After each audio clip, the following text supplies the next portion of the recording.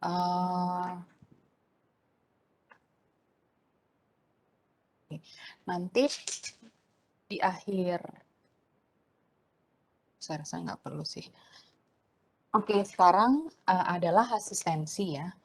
Jadi asistensi ini adalah kegiatan apa ya, pemaparan tentang hal-hal apa saja yang kalian harus siapkan selama praktikum, selama proses praktikum, kemudian apa saja yang akan dilakukan gitu ya selama kegiatan praktikum.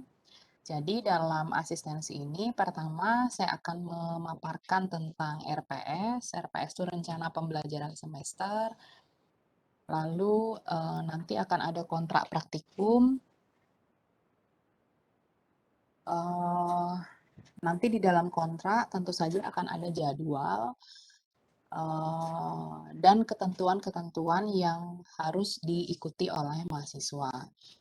Nanti saya juga akan menyampaikan buku petunjuk gitu ya, dan juga isian yang harus kalian lakukan selama kegiatan praktikum. Nah, pada praktikum farmakognosi semester ini, dosen pengampunya ada 3, sama seperti farmakognosi, yaitu ada saya sebagai koordinator, ada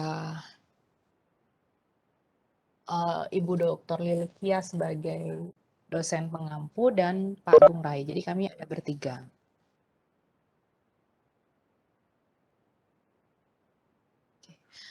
Nah, mulai untuk mengawali, pertama saya menyampaikan RPS ya. RPS ini adalah rencana pembelajaran semester. Jadi kegiatan apa saja, kalian ngapain, tugasnya apa gitu ya di dalam RPS. Sebelumnya kita masuk ke dalam CPL dulu. CPL Prodi ini adalah CPL yang dibebankan Prodi pada mata kuliah ini, gitu ya. CPL yang dibebankan Prodi pada mata kuliah ini. Jadi harapannya mahasiswa S1 farmasi, jadi kalian karena masuk ke dalam prodi farmasi, tentu saja nanti lulus dari S1 lulus sebagai sarjana farmasi. Harapannya ketika menempuh semua pendidikan atau kurikulum yang ada di dalam prodi, nanti akan mencapai gitu ya capaian yang ditetapkan seperti yang tertera di antaranya pada RPS ini gitu ya. Jadi farmakognosi ini sebagai salah satu mata kuliah yang bisa mendukung capaian di poin S9, poin P1, KU1, KU2, dan KK20. Nanti di mata kuliah lain juga sama gitu, karena seperti P1 ini misalnya, di sini kan aspek yang dituangkan general ya, karena kalian tidak akan dapat teknologi farmasi di sini, pharmaceutical care juga nggak ada di sini, tapi farmakognosi menunjang sebagai teori dasar untuk menunjang kemampuan yang tertera pada P1. Salah satunya adalah poin untuk menjaga mutu sediaan farmasi. Karena kalau kita berbicara membuat gitu ya, mengembangkan sediaan farmasi dengan basis bahan aktif, bahan alam, atau kita kenal sebagai obat tradisional, maka kita harus menyiapkan bahan baku dari bahan alamnya dengan mutu yang sangat baik. Nah, disinilah ilmu dasar untuk menjamin mutu itu. Nah, kemudian ada KU1, nanti kalian bisa baca sendiri, KU2, dan KK20. KK20 ini yang khusus sebenarnya ya, yang hanya ada di Farmasi Udayana, karena di tempat lain atau di prodi lain itu kekhususannya tidak pada bahan alam. Kalau di Farmasi Udayana memang ciri khasnya pada bahan alam, pengembangan USADA Bali. Jadi harapannya dengan kalian mengikuti praktikum farmakognosi, kalian memiliki keilmuan dasar untuk melakukan proses identifikasi dan standarisasi tanaman, ya. Sekali lagi saya ulang, identifikasi dan standarisasi tanaman.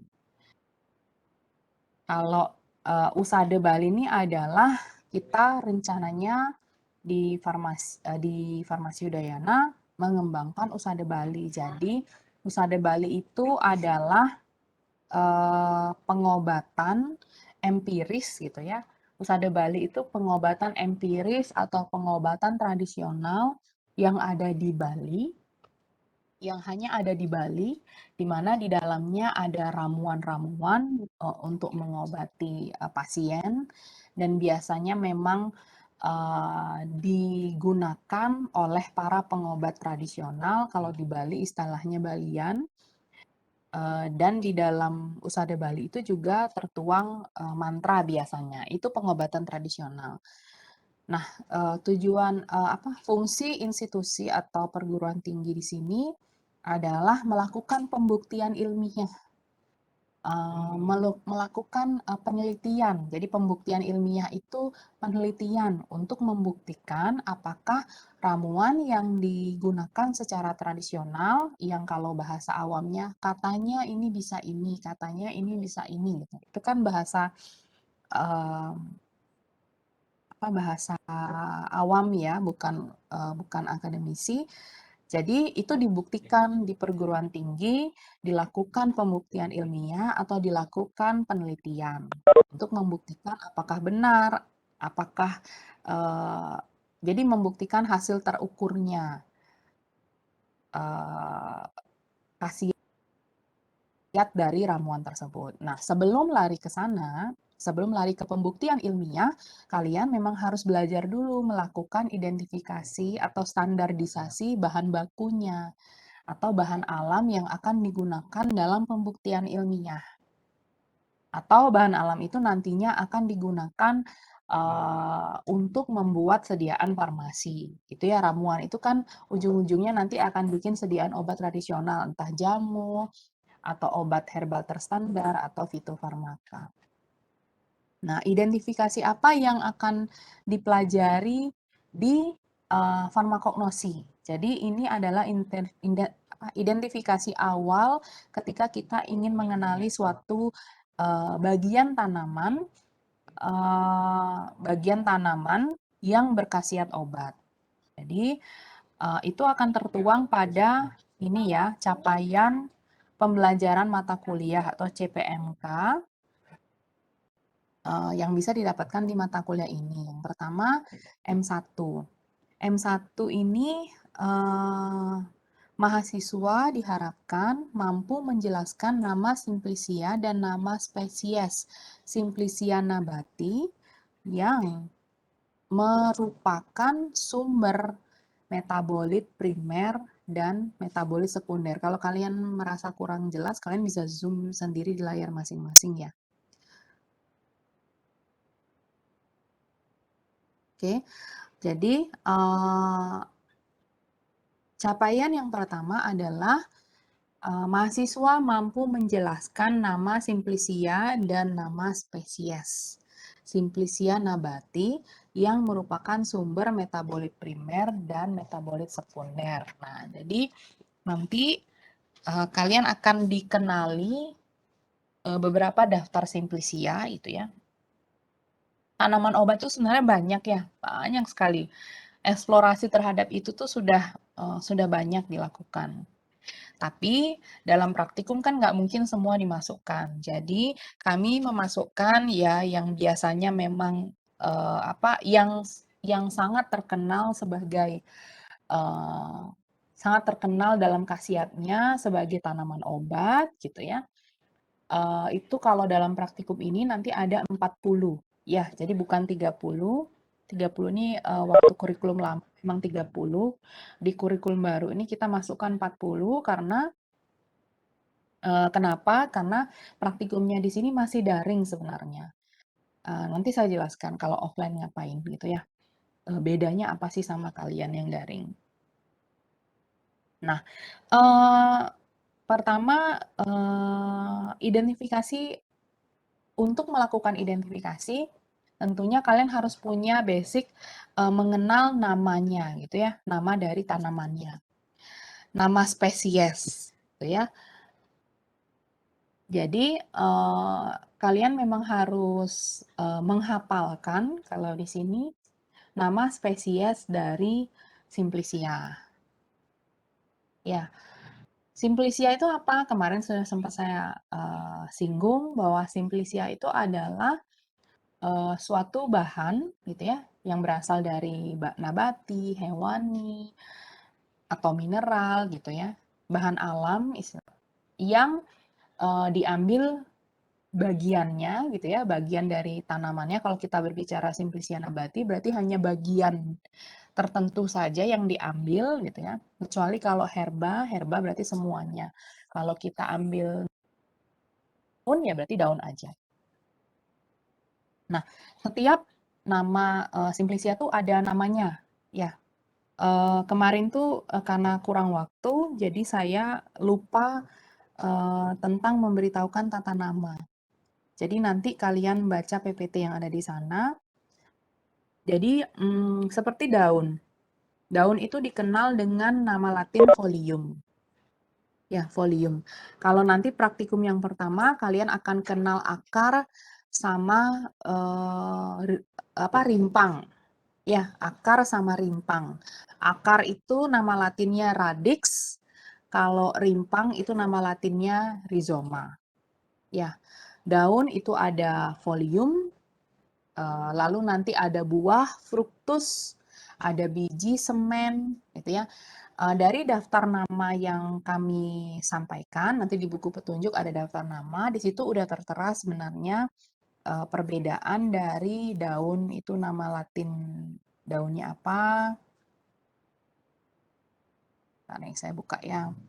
Nah, di sini ya. Seperti misalnya di sini rimpang gitu ya. Nanti di praktikum 1 sampai praktikum pertemuan pertama minggu depan itu kita akan mengidentifikasi rimpang. Rimpang itu nama latinnya rhizoma. Jadi kalau kalian lihat ini rhizoma.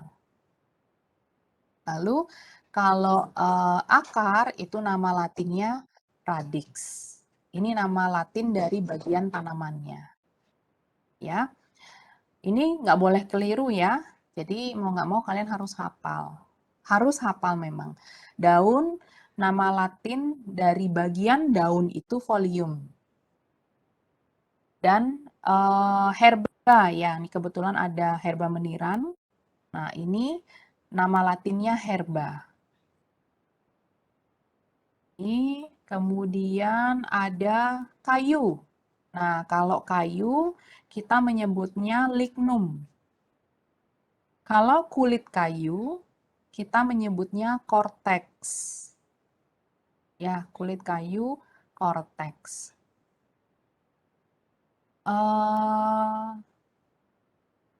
Oke, kemudian, nah jadi nanti kalau bagian yang diambil, misalnya seperti ini kayu bidara laut, berarti ini adalah nama spesies ya, yang di depan ini adalah nama spesies, Srigni lucidae. Nah, karena yang diambil dari spesies itu adalah kayu, maka ditambah lignum, kata lignum, gitu. Selain nama spesies, dia juga kadang dipakai nama umum yang biasanya dan itu tertera di Farmakope Herbal Indonesia. Nah, saya sudah share buku Farmakope Herbal Indonesia ke Korma, mungkin kalian semua sudah dapat. Saya share di grup Korma ya, jadi kalian Korma Jumat nanti apa yang saya share silakan diambil dan dibagikan. Jadi berlaku sama, walaupun kemarin saya share-nya setelah asistensi hari Selasa. Mungkin yang hari Jumat bingung ini apa gitu karena belum dapat informasi praktikum. Jadi apapun yang saya share diambil saja atau kalau pertama saya share di start aja dulu, nanti kalau udah tahu diambil dan di-share ke teman-temannya gitu ya. Pasti itu berguna untuk semuanya, bukan untuk satu golongan saja. Makanya saya buatkan grup Korma supaya saya nggak sulit koordinasi satu-satu gitu ya. Dan mesti searching nama itu lumayan lama. Jadi saya jadikan satu aja dalam satu grup. Nah, ya jadi pertama saya ingatkan, ini saya jelaskan yang di sini aja deh. Mumpung saya ingat kalau saya lupa kemarin ngasih tahu tentang tata nama. Jadi keterangan pengisian data nama Simplicia ya. Nama Simplicia adalah nama tanaman dan bagian tanaman yang digunakan dalam bahasa Indonesia dan bahasa Latin. Ya. Contohnya kalau bahasa Indonesia itu disebut rimpang kencur. Ya, kalau kunyit berarti rimpang kunyit. Kita kenalnya kan si kunyit itu ya nama bahasa Indonesianya kunyit gitu ya. Kita pakainya bahasa Indonesia ya, bukan bahasa daerah. Jadi nanti di daerah masing-masing tuh ada namanya lagi sendiri-sendiri, beda-beda memang. Dan itu biasanya tertuang di buku. Materia Medica itu ada nama daerahnya apa. Jadi rimpang kencur. Nah, bahasa Latin itu dipakai. Nah, kalau kadang yang dipakai adalah bagian depan dari nama spesiesnya. Nah, nama spesiesnya si rimpang kencur itu ini ya nama spesiesnya kencur, sorry. Nama spesiesnya kencur adalah Kaempferia galanga. Ya, ini nama spesiesnya. Nah, kalian ada juga yang menggunakan nama Simplicia itu dengan menggunakan bagian depannya dari nama spesies ini, Kaempferia. Jadi Kaempferia ditambah kata bagian tanamannya yaitu rhizoma. Ya. Atau ya ini nama spesies ditambah nama bagian tanamannya rhizoma. Ya. Nama spesies adalah Kaempferia galanga. Ya. Ini adalah cara penulisan sumber pustaka. Nanti di dalam jurnal kalian diminta menuliskan sumber pustaka. Tolong tulis sesuai dengan contoh yang ada di sini. Ya. Ini kayaknya saya capture nanti.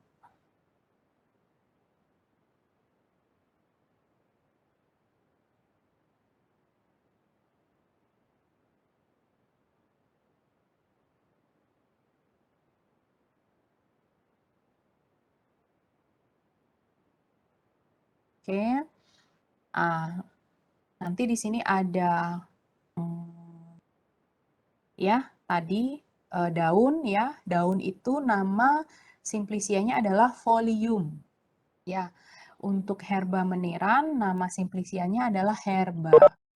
Untuk akar radix, rimpang rhizoma, kayu lignum, kulit kayu cortex. Jadi dari tanaman itu kalau yang dipakai kulit kayu maka kita namai dia dengan cortex ditambah nama spesiesnya nanti gitu ya. Kayu secang, nah kayu secang ini lignum ya. Nah kalau batang itu kaulis ini batang. Nama spesiesnya, nama Latin dari bagian tanamannya untuk batang adalah Caulis. Kemudian bunga ya, kalau bunga itu nama Latin dari bagian tanamannya Flos. Kalau buah tadi saya katakan fructus. Lalu ada biji itu semen ya. Nah, ada kulit buah ya, kulit buah itu perikarpium. Nah, jadi dari beberapa hal yang saya sampaikan ini kalian harus bisa.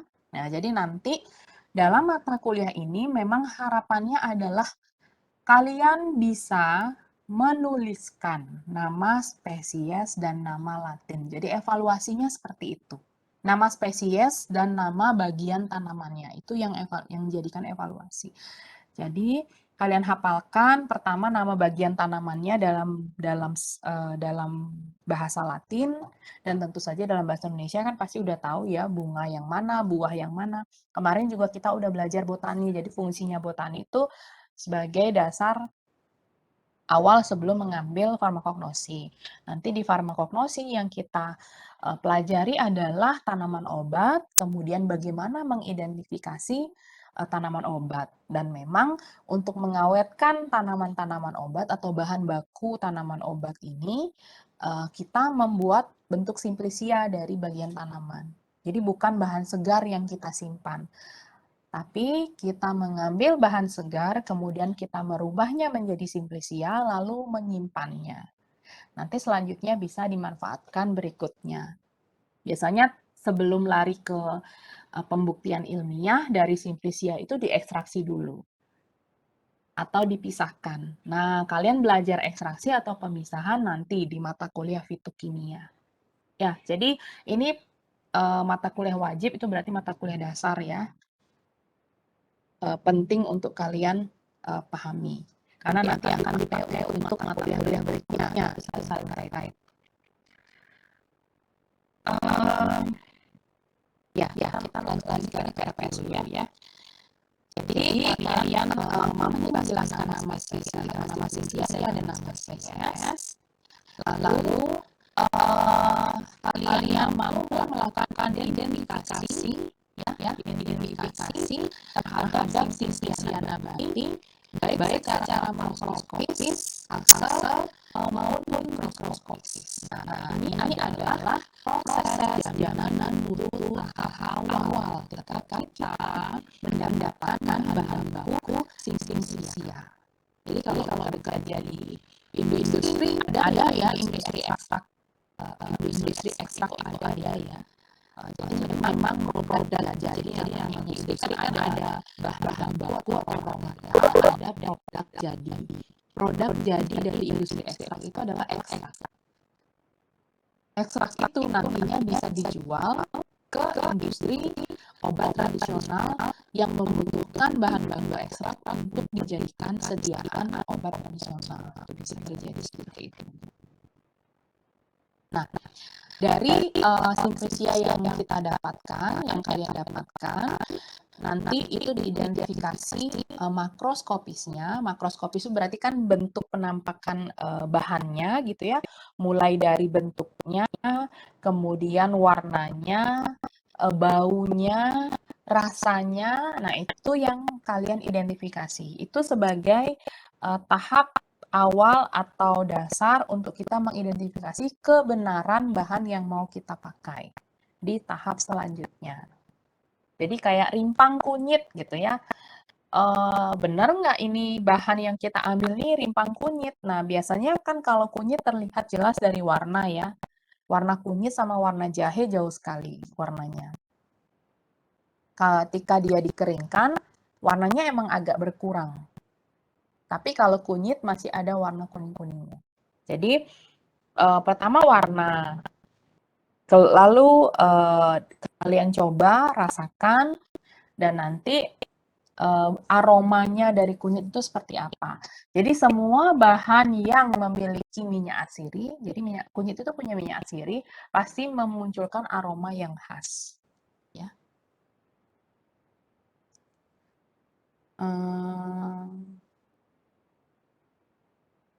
Oke. Setelah itu kalian akan melakukan identifikasi mikroskopis.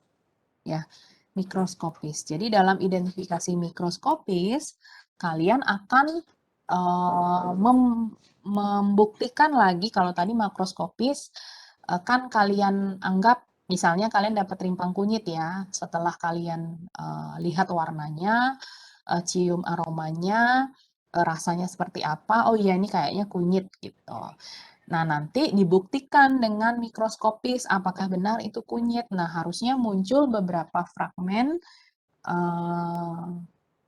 dari sel-sel yang memang lepas karena bentuk simplisianya kan sudah dihancurkan atau dikecilkan ukuran partikelnya menjadi serbuk. Nah, itu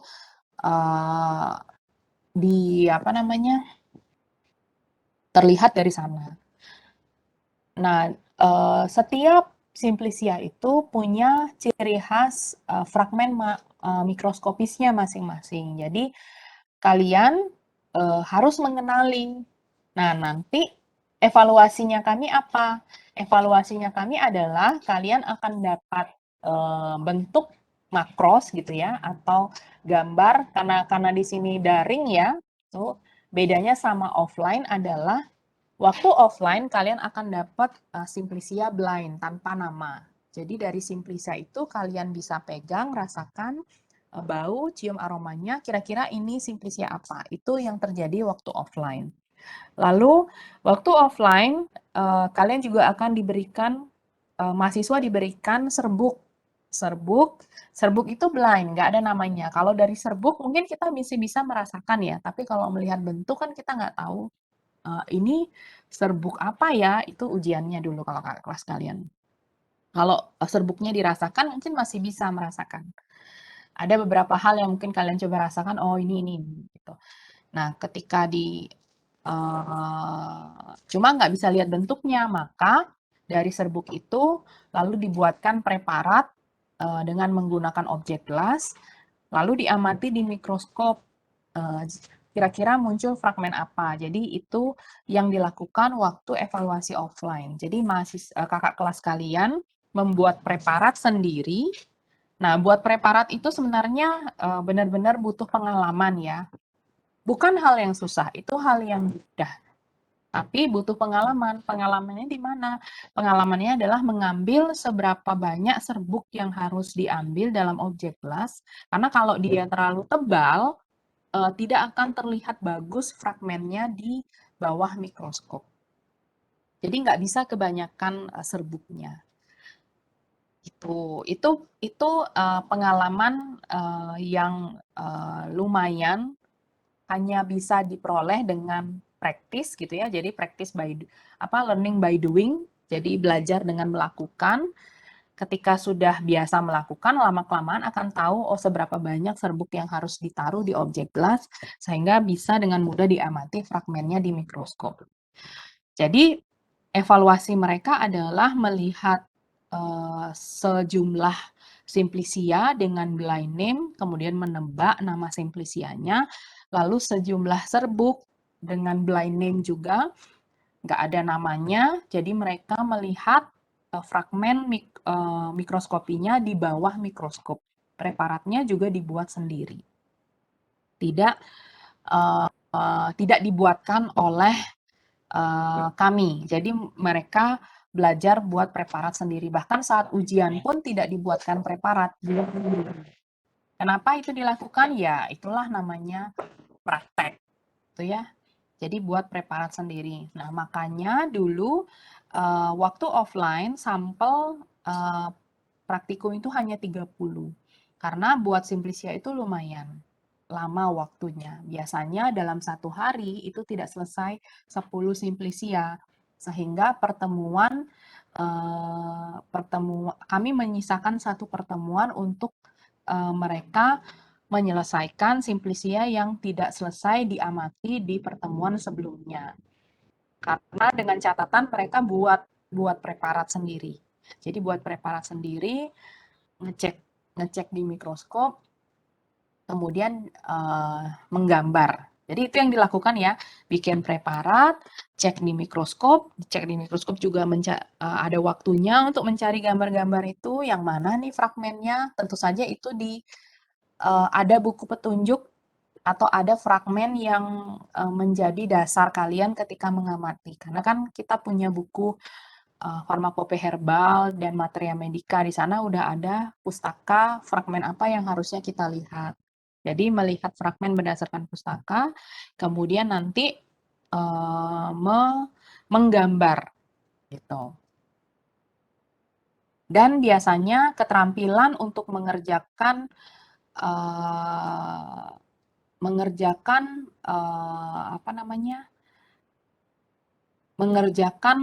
mikroskopi ini tidak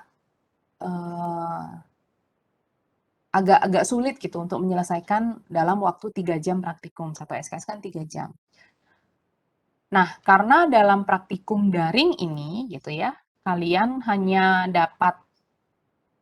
tidak melakukan praktek mikroskop gitu ya, karena nggak ada mikroskop di rumah, Dan kami juga tidak bisa memasukkan kalian ke lab karena bukan kami yang minta gitu ya, bukan kami yang menetapkan seperti itu, tapi karena situasinya yang tidak memungkinkan, serta aturan PPKM yang masih panjang sampai sekarang, dan demi keselamatan bersama, jadi praktikumnya masih dalam kondisi daring. Sehingga yang kalian amati nanti adalah gambar dari fragmen. Ya,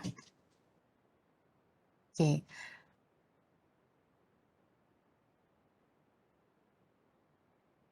Uh, Iya, ada teman yang bertanya, Made Tresia, fragmen yang disebut itu fragmen apa? Jadi fragmen mikroskopi yang dimaksud itu adalah fragmen sel gitu ya, yang terlepas karena kan simplisianya itu kan dikecilkan ukuran partikelnya atau diserbuk. Jadi dirubah menjadi bentuk serbuk ya. Jadi yang dicek di mikroskop itu adalah serbuk. Nah, karena dia telah dirusak gitu, jadi sel-sel yang ada di dalamnya kan lepas-lepas ya. Beda ketika kalian ketemu waktu praktikum botani. Kalian masih ingat waktu praktikum botani kalian melakukan sayatan gitu ya. Sayatan itu sebenarnya ketika kalian mengamati gambar apa namanya preparat yang ada di praktikum botani itu adalah preparat utuh yang diambil berdasarkan menyayat, entah menyayat secara melintang atau tangen atau gimana gitu ya. Jadi sayatannya yang kalian amati, sayatannya dibuat setipis mungkin sehingga sel itu terlihat.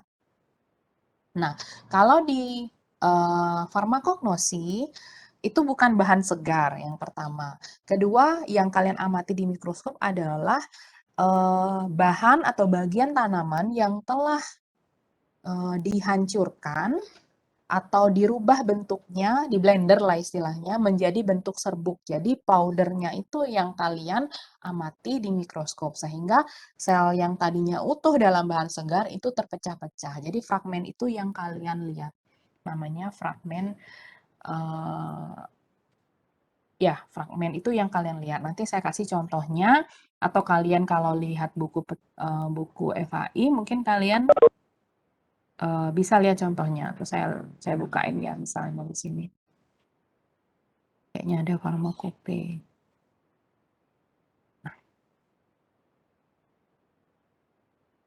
Nah, kebetulan ada teman kalian yang tanya fragmen apa, jadi nanti kalian akan mengamati hal ini. Ini nggak ada gambir ya. Misalnya, terlihat kan ya? Nah, ini misalnya nih, ini kan ada buah adas ya. Buah adas ini nama bahasa Indonesia.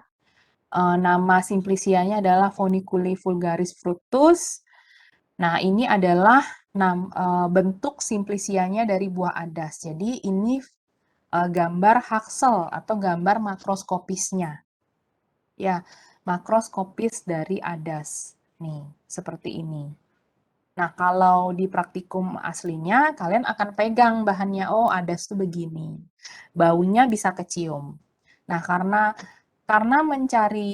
mengerjakan makroskopis di rumah jauh lebih mudah, maka untuk memberikan kalian pengalaman gitu ya, pengalaman membuat simplisia, memegang simplisia, lalu mengidentifikasi simplisia itu dari warnanya, baunya, rasa. Maka dalam praktikum ini kalian akan diberikan tugas untuk mencari bahan itu. Ya, ini bukan untuk menyusahkan kalian, tapi kalau kalian tidak mencari, kalian akan tidak punya pengalaman untuk melakukan identifikasi. Ini hal yang sulit yang tidak bisa digantikan dengan hanya membaca. Ya. Jadi kalau kami minta kalian untuk mencari bahan, kalian sungguh-sungguh mencari karena itu untuk kalian, bukan untuk kami. Ya, sebab dengan situasi seperti ini kan sudah nggak mungkin ke kampus. Kalau kami sih lebih senang ke kampus ya sebenarnya.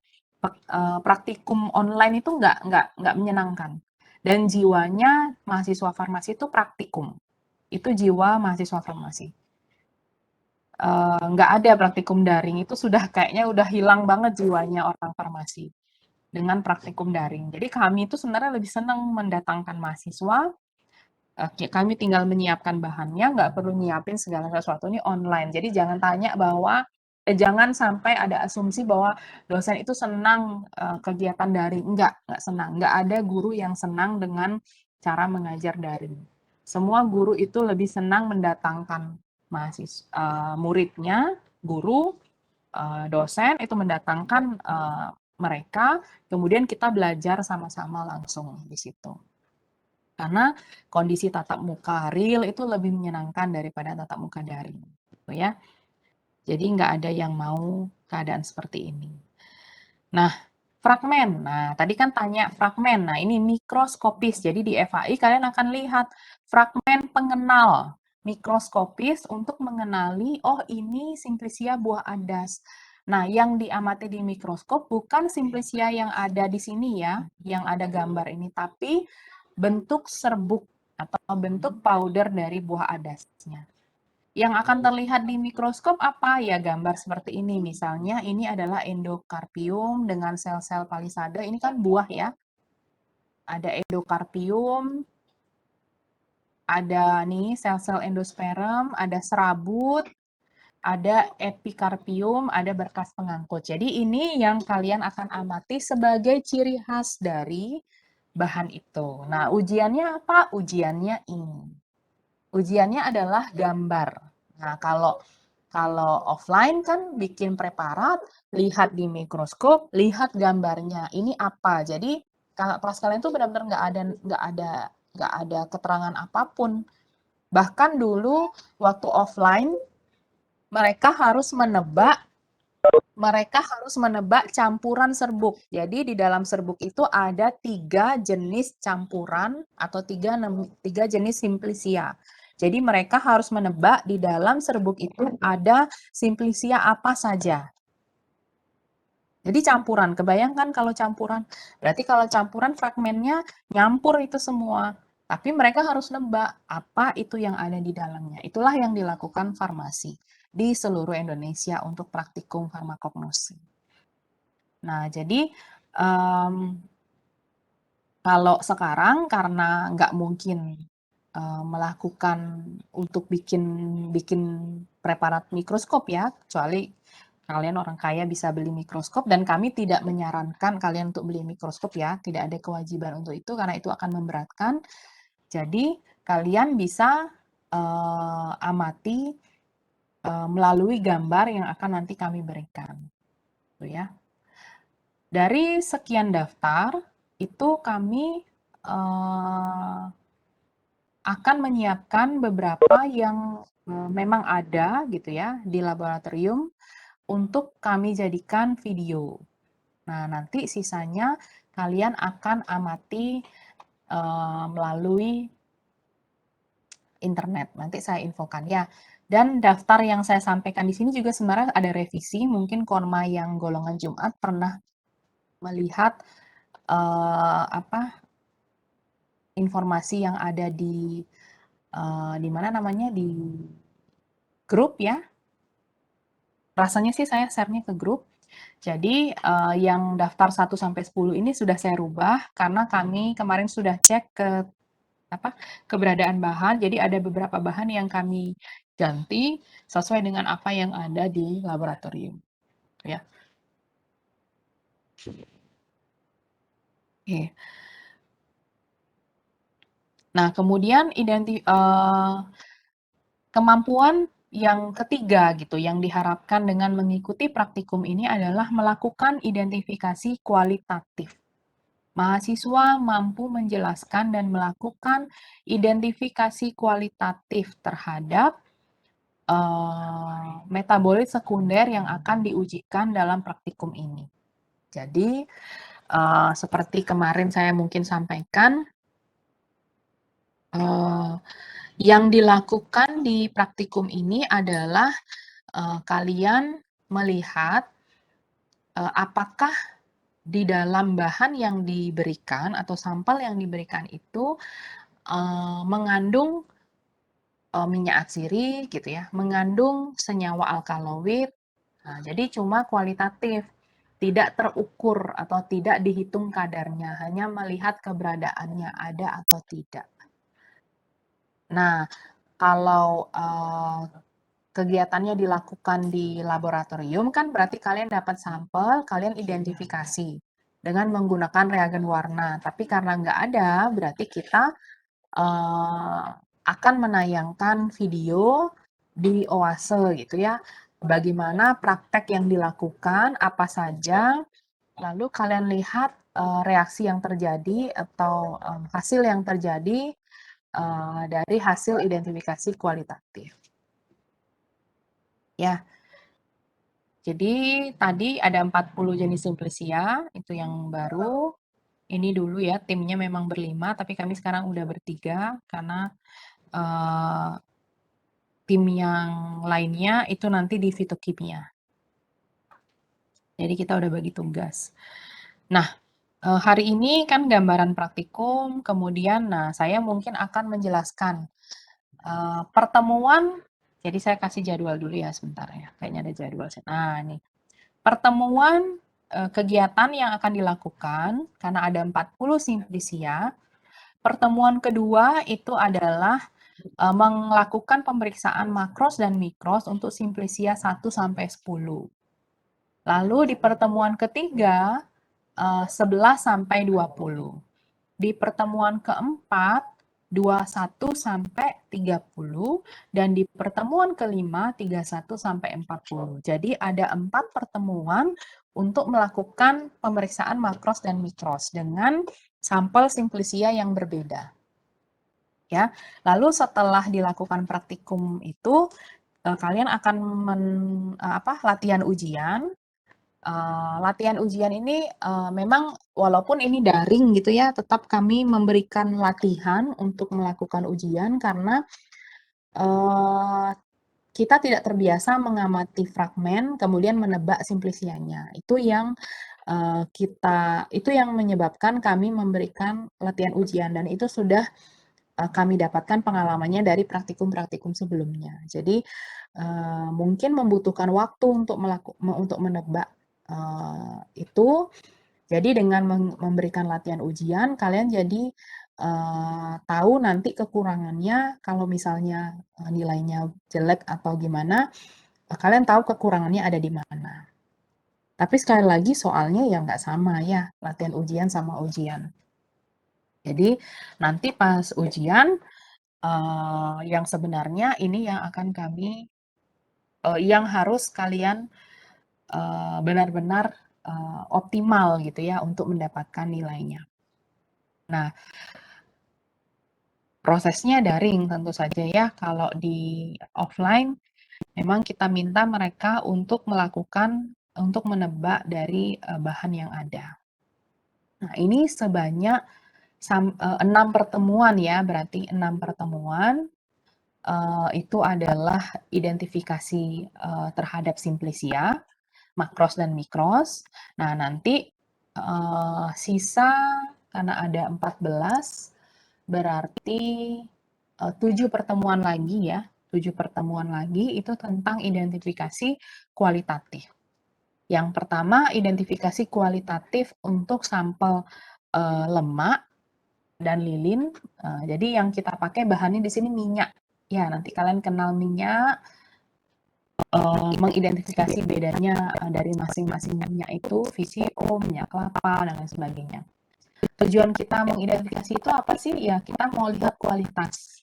Kalau minyak itu hubungannya dengan kualitas minyaknya. Minyak itu kan mudah teroksidasi ya, dan berubah. Kalau dia sudah teroksidasi, dia akan berubah warna, kemudian menjadi tengik baunya. Jadi kita lihat kualitas dari bahan minyaknya itu seperti apa. Tidak hanya minyak, mungkin malam ya, jadi itu kayak ini swag kayak gitu. Kalian udah dapat praktikum farmaseutika atau praktikumnya di pertemuan ini? Di semester ini? Sudah semester 2, Bu. Oke, kalau sudah dapat farmaseutika, berarti kalian semua pasti sudah tahu apa itu contoh-contoh bahan malam gitu ya, atau lilin yang dipakai dalam pharmaceutical gitu ya, untuk membuat produk farmasi. Nah, di situ fungsi kalian gitu ya, mengidentifikasi kebenaran atau keaslian atau kemurnian dari bahan baku. Lalu berikutnya adalah identifikasi kualitatif komponen minyak atsiri dan senyawa kelompok terpenoid dari suatu sampel. Lalu setelah itu identifikasi golongan senyawa saponin, triterpenoid, dan steroid, dilanjutkan dengan flavonoid, dilanjutkan dengan alkaloid, tanin, dan quinon. Lalu nanti terakhir ada responsi atau ada ujian untuk identifikasi kualitatif. Itu ya.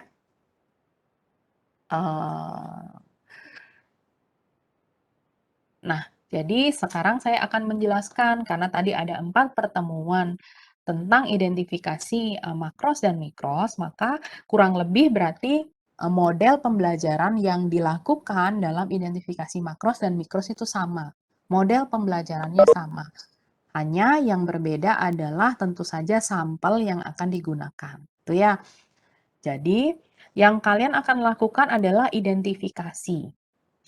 Identifikasi dari 10 simplisia, mengidentifikasi makrosnya dan mikrosnya. Saya sekalian bukakan jurnal ya. Nah, kalian akan mengidentifikasi makros,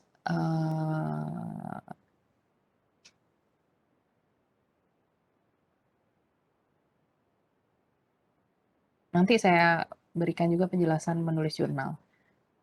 Nah, ini mengidentifikasi makros, maka pada kolom pengamatan ini ya, pada kolom pengamatan kalian akan mengidentifikasi rasanya seperti apa, baunya bagaimana, warnanya bagaimana, dan gambar dari bentuk makros atau bentuk akselnya. Kalian bisa lihat bentuk akselnya seperti contoh yang saya berikan dari FAI itu ya, dari buku FAI. Nih. Nih, misalnya nih, buah adas. Nah, ini kan bentuk makrosnya seperti ini. Nah, ini yang kalian gambarkan. Ini contohnya ya. Saya nggak bilang nanti lihatnya dari sini. Kalau sampelnya ada di lab, maka kami akan buatkan videonya dan kalian bisa amati dari video atau foto yang akan kami berikan.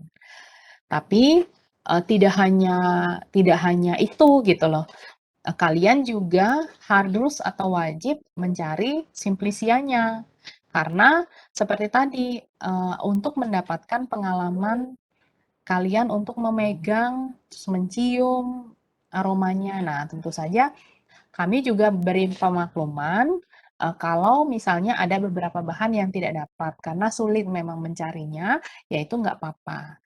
Tapi diusahakan untuk ya kalian lihat cari dulu, kemudian nanti Korma wajib melaporkan H-1 ke saya daftar-daftar yang tidak ditemukan, gitu ya. Nah, hakselnya tadi seperti itu, kemudian mikroskopi. Mikroskopi tadi kan ada fragmen mikroskop ya yang kalian lihat. Nah, di sini nanti diberi keterangan perbesaran berapa. Kalau dalam video harusnya ada keterangan nanti videonya sedang disusun ya, perbesarannya di mikroskop berapa. Itu nanti kalian gambarkan fragmennya di sini, di pengamatan. Gitu ya. Gambarkan fragmennya di pengamatan. Dari simplisia 1, nah ini udah ada tempatnya, 1, kemudian 2, dan seterusnya. Gitu ya. Dalam menulis jurnal, gitu ya, nanti kalian lengkapi dari depan ya. Jadi, saya ingatkan, praktikum ini wajib mengumpulkan jurnal. Wajib. Kalau tidak mengumpulkan jurnal, maka kalian tidak boleh praktikum. Walaupun ini praktikum daring. Ini salah satu hal yang kami tidak suka praktikum daring terus terang. Kami tidak bisa mengawasi dengan jelas siapa yang mengumpul jurnal, siapa yang tidak mengumpul. Kalau praktikum offline, Mahasiswa harus ada di depan pintu laboratorium 15 menit sebelum praktikum. Itu yang terjadi kalau praktikum langsung. Mahasiswa harus ada 15 menit sebelum praktikum di depan pintu praktikum. Jadi udah siap, udah pakai jas lab, udah siap alat, tinggal masuk. Jadi 15 menit sebelumnya akan disuruh masuk oleh asisten praktikum, dan di situ kalian mengumpulkan jurnal. Itu yang terjadi kalau offline. Nah, kalau tidak mengumpulkan jurnal, nggak boleh masuk lab. Jadi nggak ada mahasiswa yang boleh praktikum kalau tidak mengumpulkan jurnal. Itulah mengapa kami nanti di sini menerapkan aturan seperti itu walaupun praktikumnya daring. Jadi, kalau 15 menit sebelum praktikum tidak ada jurnal yang dikumpul di slot yang kami sediakan, maka kalian nggak boleh masuk untuk ikut ke kelas praktikum. Kalaupun kalian mau masuk, silakan, kan nggak dikunci sih, kalau room Webex kan nggak dikunci ya. Kalian mau belajar boleh, karena mungkin kalian ingin mendapatkan kesempatan belajar walaupun nggak boleh praktikum, tapi ya tidak kami beri nilai, karena tidak melaksanakan kewajiban mengumpulkan jurnal. Jadi nggak ada nilai praktikum, karena dari nilai jurnal aja udah kosong. Lalu, apa namanya, pretest ya. Pretest kalau dulu begitu masuk lab memang sudah siap kan, semua harus sudah siap, jas lab udah dipakai, alat-alat udah disiapkan, nanti udah ambil duduk di posisi masing-masing, udah menyiapkan lembar kertas pretest. Jadi itu yang terjadi kalau praktikum offline. Nah, ini yang saya bilang jiwanya farmasi ini nggak ada, kurang kalau tidak mengalami praktikum yang sebenarnya. Nah, ketika masuk ke dalam laboratorium, masuk ke dalam laboratorium, udah siap kertas untuk pretest. Jadi pada saat itu akan diberikan soal pretest oleh asisten dan kalian menjawab. Waktunya 10 menit praktikum offline, dan kalau nilainya tidak memenuhi syarat, minimal 65 ya. Kalau dalam penilaian akhir 65 itu masih B. Jadi minimal 65, maka mahasiswa juga tidak bisa praktikum. Jadi tujuannya pretest apa? Tujuannya pretest sebenarnya untuk kita mengevaluasi apakah mahasiswa ketika ingin praktikum, masuk ke dalam laboratorium, sudah tahu apa yang mau dikerjakan. Artinya di otak itu udah siap. Sekarang mau ngapain gitu. Itu tujuan dari pretest. Kenapa kita melakukan hal itu? Karena gini, praktikum itu di dalam laboratorium itu hal yang sulit ya. Kalau bahannya farmakognosi sih itu bukan bahan-bahan berbahaya, tapi kalau masuk ke lab kimia gitu dan banyak bahan-bahan berbahaya di sana, kalau tidak dipersiapkan atau kalian tidak menyiapkan diri ketika masuk ke lab, tidak membaca, nanti mau ngapain, sampai di dalam lab itu nggak akan tahu mau ngapain. Jangan sampai nanti keliru mana bahan yang harus digunakan gitu ya, mana bahan yang berbahaya. Nah, itu tujuan pretest dan itu sudah terjadi dari dahulu. Ya, dari zaman saya kuliah pun begitu gitu di institusi lainnya. Jadi emang orang farmasi itu jiwanya praktikum. Uh, Jiwanya praktikum, ada pretest, ada nggak ada post-test, sorry, nggak ada post-test, tapi adanya pretest, tidak ada post-test. Kemudian ada waktu yang diberikan untuk menyelesaikan praktikum, itu jiwanya praktikum. Kenapa diberi waktu? Ya karena kalau tidak diberi waktu, kalian tidak akan bisa melakukan manajemen waktu. Tidak bisa membagi tugas kelompok dengan kelompoknya untuk menyelesaikan semua hal yang harus diselesaikan selama jam praktikum. Itu yang dilakukan waktu offline. Nantinya, jadi saya nih bukan nakut-nakutin ya, karena kalian kan daring nih ceritanya, tidak terbiasa untuk bekerja cepat. Bekerja menggunakan alat ya, mungkin bekerja hanya di rumah, melakukan kegiatan praktikum mungkin masih bisa, tapi bekerja di dalam laboratorium menggunakan alat itu tidak mudah, harus butuh praktek. Nah, sayangnya kan daring karena kondisi bukan karena keinginan kedua belah pihak gitu ya. Yang kami khawatirkan sebenarnya ketika nanti ujian UKAI ketika kalian masuk apoteker, karena apoteker sekarang itu exit exam-nya adalah ujian UKAI, bukan ujian di institusi sendiri. Jadi kalau dulu kan nggak perlu ujian UKAI, nggak ada ujian nasional. Kalau sekarang ada ujian nasional. UKAI-nya itu ada 2 jenis, ada computer based test dan ada OSCE. OSCE itu adalah praktek. Jadi objective structural examination. Jadi ujiannya itu adalah ujian praktek.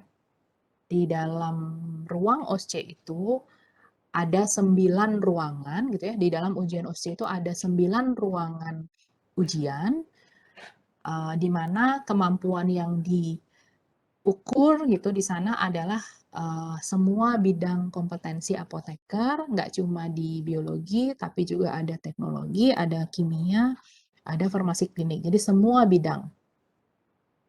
Jadi dari sekarang jangan menganaktirikan bidang ya. Saya nggak suka yang ini, saya nggak suka yang ini, jangan. Karena nanti yang rugi kalian sebab ada UKAI tadi. Jadi memang ilmu di farmasi nggak ada yang bisa di bidang dikelompokkan satu-satu, semua satu komprehensif. Nah di dalam ujian itu waktu yang diberikan untuk ujian itu hanya 9 menit. 9 menit. Jadi masuk ke dalam ruangan, kalian melihat situasi di dalam ruangan, lalu ini kasusnya tentang apa, dan kalian melakukan praktek di situ selama waktu 9 menit. Jadi dari sekarang, kalau kami memberikan batasan waktu, kalian jangan mengeluh, seperti misalnya mengerjakan pretest, walaupun kondisinya daring, mau nggak mau memang harus situasinya disiapkan. Karena kalau kalian mengeluh, tidak belajar dari sekarang, yang rugi sebenarnya kalian, karena nantinya perkembangan itu tidak akan mengikuti kita gitu. Kita yang dipaksa untuk mengikuti aturan yang sudah berjalan, perkembangan model pembelajaran yang sudah berjalan gitu. Kita yang harus belajar menyesuaikan diri.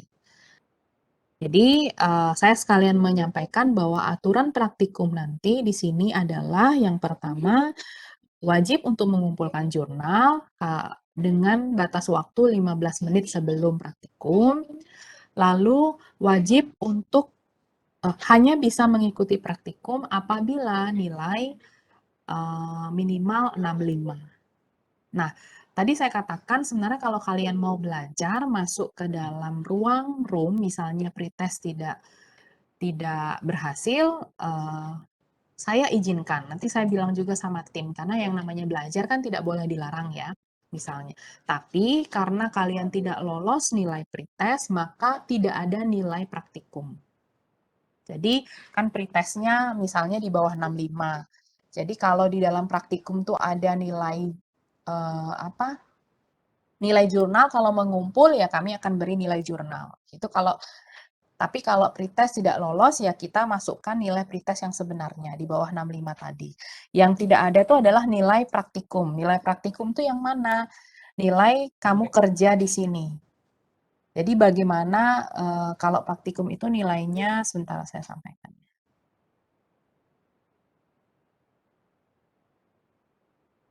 Nah, ini ya.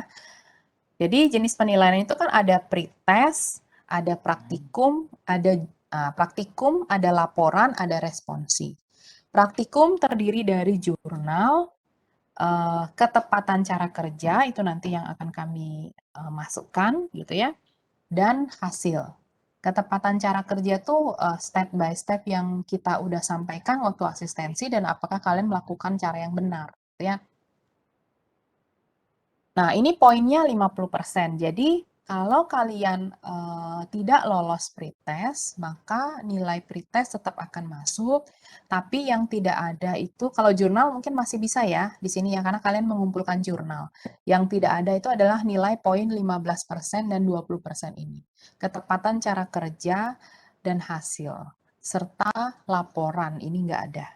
Ya, karena kan nggak ikut praktikum, jadi namanya tidak akan ada di laporan. dan kami akan catat itu. Tapi saya beri izin kalian untuk masuk room karena ini kan room online ya. Boleh kalau mau ikut belajar, mau memperhatikan. Jadi nanti bisa diperbaiki nilainya pada saat responsi.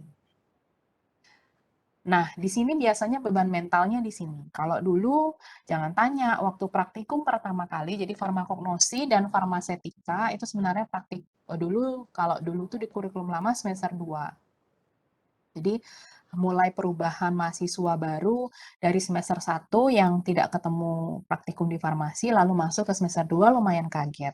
Kemudian ada aturan tidak boleh masuk lab, kalau tidak lolos pretest itu lumayan kaget, mengagetkan. Tapi biasanya di atas 80% berhasil kok gitu. Di atas 80% semua berhasil, asalkan belajar dengan sungguh-sungguh menyiapkan materi praktikumnya. Ada yang nggak berhasil? Ada. Yang nggak berhasil ada, kemudian nanti nangis-nangis karena nggak dapat nilai praktikum ya. Terus mau gimana dosennya? Kan udah disampaikan aturannya di awal, kalau nggak lolos ya nggak bisa gitu ya. Jadi kita bukan nggak nerima nangis, bukan nggak ada empati, tapi ini berarti kesempatannya untuk belajar lagi di praktikum berikutnya. Karena kehilangan satu praktikum sih sebenarnya selama ini pengalaman kami kalau digabung-gabung nilainya nggak terlalu bikin jauh sih, nggak terlalu jomplang jauh gitu. Ya, asalkan satu praktikum loh ya. Kalau ya hampir sebagian besar nggak lolos pretest, ya bisa dihitung sendiri persentasenya hilang berapa nilai kan gitu ya. Jadi bisa dipakai sebagai pembelajaran. Jadi saya kami dosen pengampu bukan tidak berempati, tapi di sini memang bentuk pelajaran yang akan kami berikan. Membiasakan kalian bekerja cepat, menyiapkan semuanya. Nah, apalagi nih praktikum daring. Selama ini mungkin banyak yang santai gitu ya, banyak yang santai karena praktikumnya di rumah. Padahal sebenarnya rugi gitu loh kalau santai. Jadi kalau di rumah, jadi benar-benar disiapkan apa yang akan dikerjakan hari ini, jadi waktunya efisien.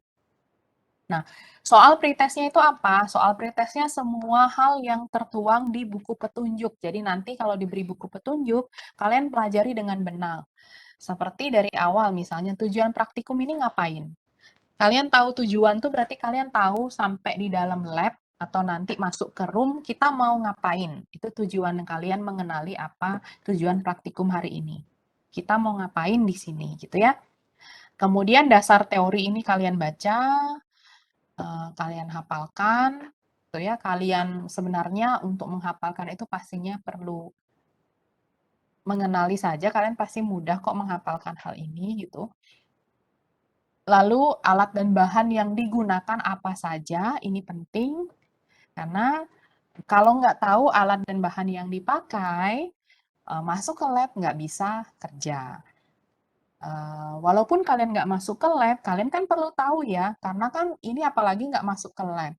Berarti kan kalian harus kenal, saya perlu alat apa nih kalau mau lihat fragmen mikroskop, apa saja alat-alat yang dipakai, bahannya apa saja. Kalau mau lihat Haxel, apa saja bahan yang dipakai. Nah, itu bisa kalian lihat dari sini. Nah, di sini ada penyiapan preparat, bagaimana cara menyiapkan preparat. Nanti ada videonya, kita sudah siapkan video untuk membuat preparat. Nah, dan yang terakhir, yang paling penting juga adalah mengingat dan menghafalkan nama Simplicia, nama spesies, nama Latin, udah. Di farmakognosi itu aja yang akan keluar. Jadi di pertemuan manapun jangan pernah tidak ingat nama spesies, nama Simplicia dari bahan yang akan dipakai praktikum. Nah, jadi kalian lihat buku petunjuk praktikum. Semua hal yang tertuang di buku petunjuk itu pasti bahan ujiannya. Kalau praktikum, pretest, materinya sesuai dengan materi yang tertuang di buku praktikum. Sama ya, kalau yang tidak tertuang itu seperti misalnya gini, kalian nanti lihat di dalam penyiapan preparat ya, serbuk akar ditempatkan di atas gelas objek, ditambah beberapa tetes larutan kloral hidrat. Lalu dihangatkan di atas lampu spiritus, jangan sampai mendidih, ditutup pakai covernya. Kemudian setelah dingin dilihat di bawah mikroskop dengan perbesaran lemah dan bila perlu dilihat dengan perbesaran kuat. Nah, dari sini kan kita tahu kalau mau bikin preparat simplisia bahan apa yang dipakai. Nah, kalian cari informasi ini. Kan nggak tertuang di buku petunjuk ya. Oh, ini pakai larutan klorahidrat. Buat apa sih larutan klorahidrat itu? Gitu. Itu namanya menyiapkan diri dengan praktikum. Terus kalian lihat nanti apa sih, karena nggak bisa lihat langsung, otomatis kalian kan harus cari yang mana sih objek kelas. Google aja sekarang ini udah zaman canggih, nggak kayak saya dulu, nggak ada smartphone. Zaman saya kuliah dulu nggak ada smartphone. Semuanya harus dicari di perpus. Kalau kalian udah ada, jadi tinggal di searching di Google. Bentar saya izin dulu.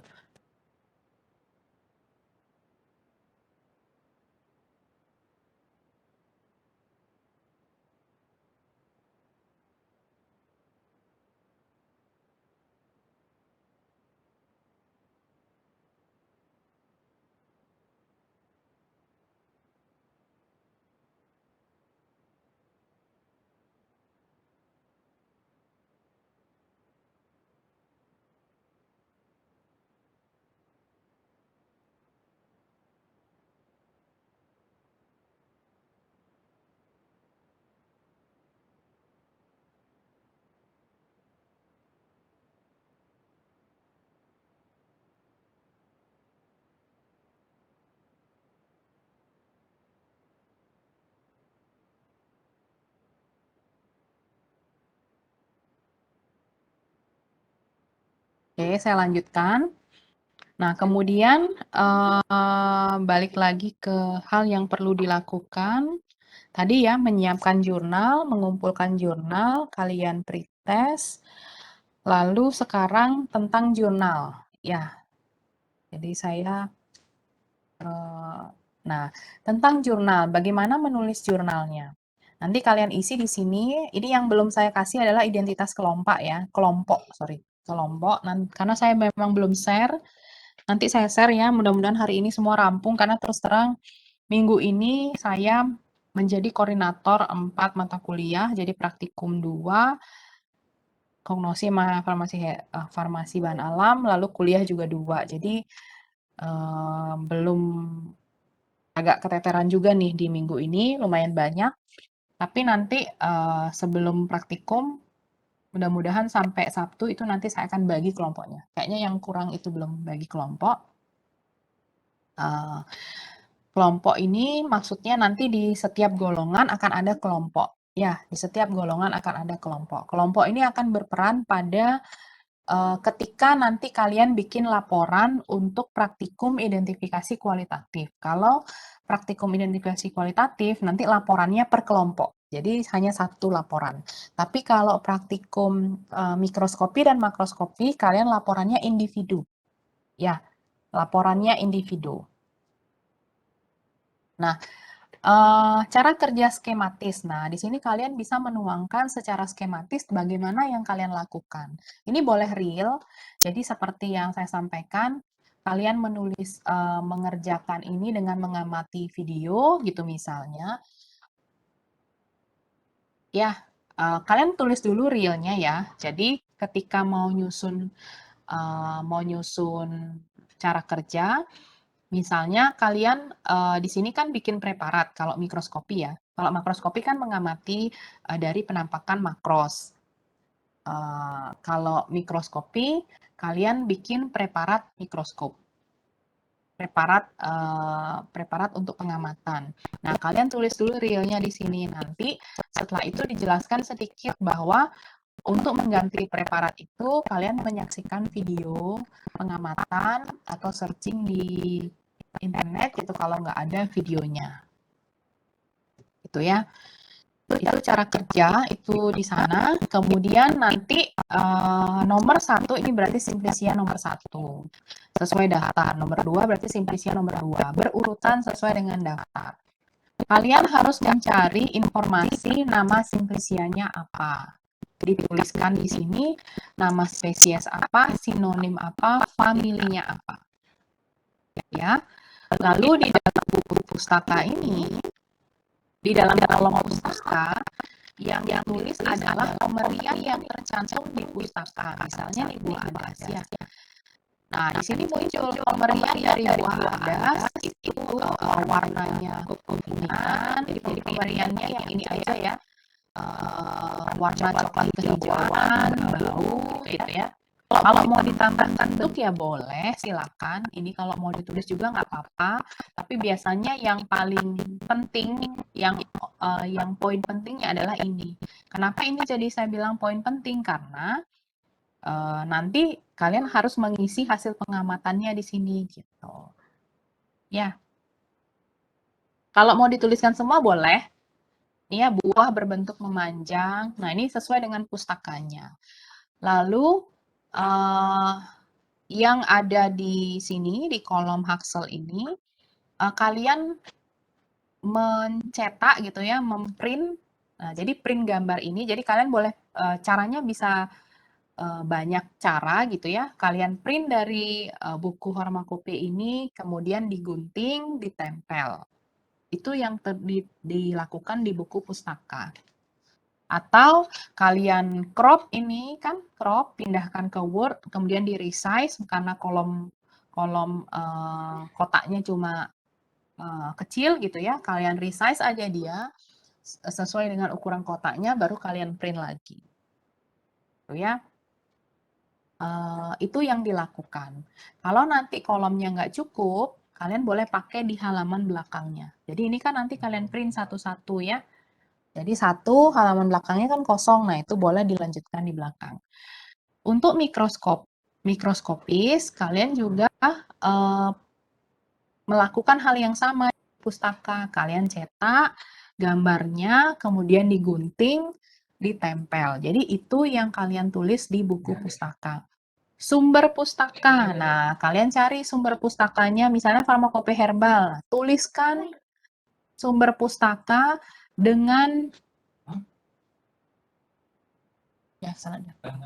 dengan ya tuliskan sumber pustaka dengan aturan penulisan pustaka yang tertulis dalam buku petunjuk ini. Udah open? Mana dia? Udah ada linknya?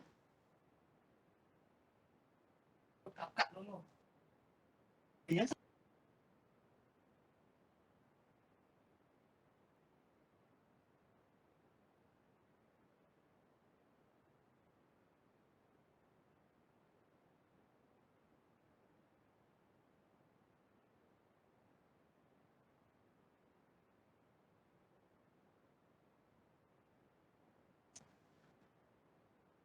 Ya.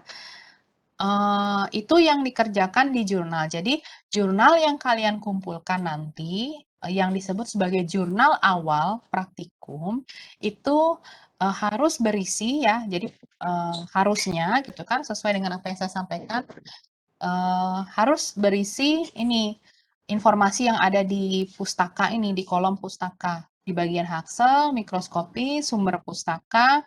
Terus ini nama simplisia, spesies, sinonim, famili ini lengkap, cara kerja skematis, dan tentu saja identitas di sini.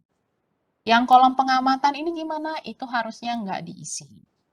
Ya, kalau diisi berarti kan logikanya kalian udah ngerjakan sebelumnya, dan pas praktikum kalian ngapain? Kosong berarti kan, nggak ngapa-ngapain. Nah, ini harusnya nggak diisi.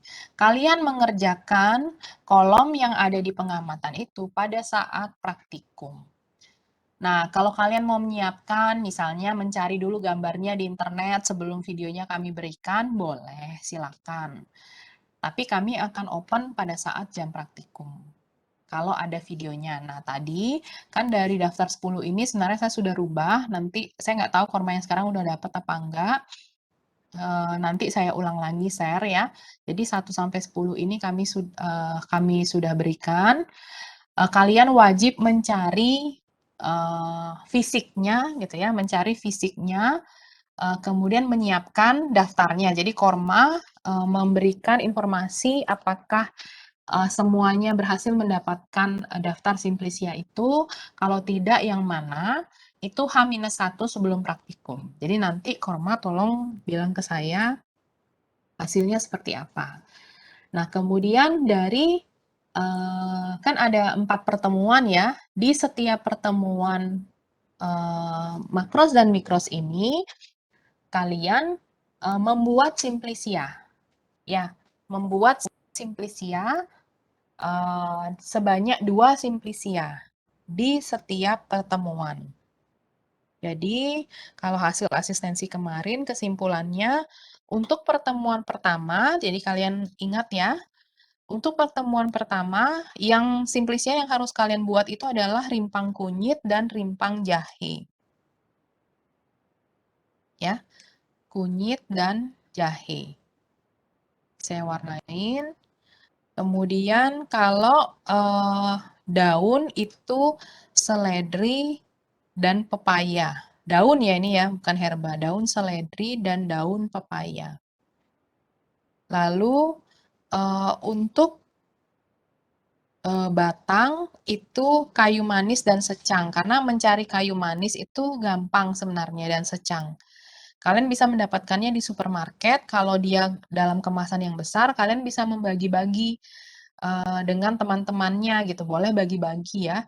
Siapa yang tinggalnya terdekat gitu. Tapi kalau misalnya sulit untuk menjangkau, ya kalian harus berikan informasinya ke saya siapa yang nggak dapat. Lalu ini biji pala sama ketumbar ya di pertemuan ini.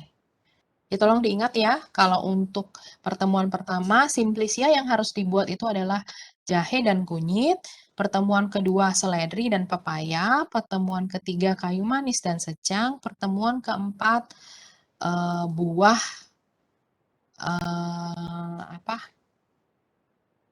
ketumbar sama pala. Ya, biji pala. Jadi kalau buah dan biji ini biasanya utuh sesuai dengan bentuknya. Kalian nggak perlu hancurkan ya, karena kita mintanya Simplisia. Jadi ketumbarnya, si buah ketumbarnya itu kan kecil-kecil ya, itu yang kalian kumpulkan, nggak usah banyak, dikit aja, dan itu bisa dibeli di warung.